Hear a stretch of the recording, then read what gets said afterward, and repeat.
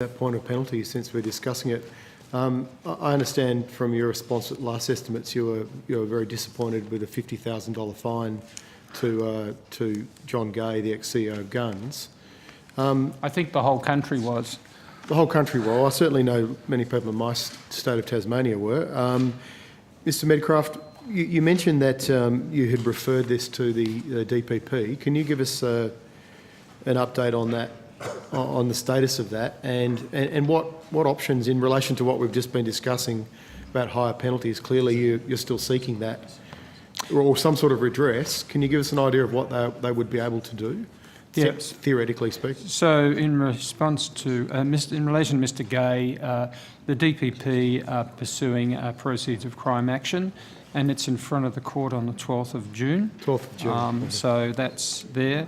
In relation to penalties, what we found, we undertook a white paper, and what we found comparing to penalties both in Australia of other agencies and penalties of agencies like us around the world, that in criminal penalties we were reasonably consistent, except for the United States, where basically you can go to jail for 20 years.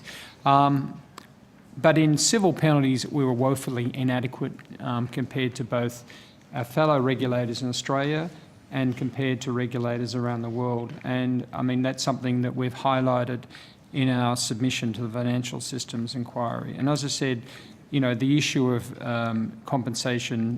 penalties, triple damages should be something very important. So in the case of Mr Gay, then, if he had made a profit on his share trade of $500,000 theoretically, I think it was 800,000, but I'd be stand to be clarified. Then under the triple penalties, he'd be facing about $2.4 million. Correct. One point I perhaps should note, and Ms Armour may want to comment further, is I believe that the provisions that Mr Gay faced when we took regulatory action have actually been amended since that time, Right. and some of the penalties have been increased. So if the court case was now, what would be the minimum fine? The greater of it's $750 or 3 times. Now for insider trading, Yeah. criminal. Criminals, so it's 10 year, and the civil penalty is the greater of $750,000 or 3 times the benefit. To pick up your question, if the court case was held now, or if the Action was now. occurred now?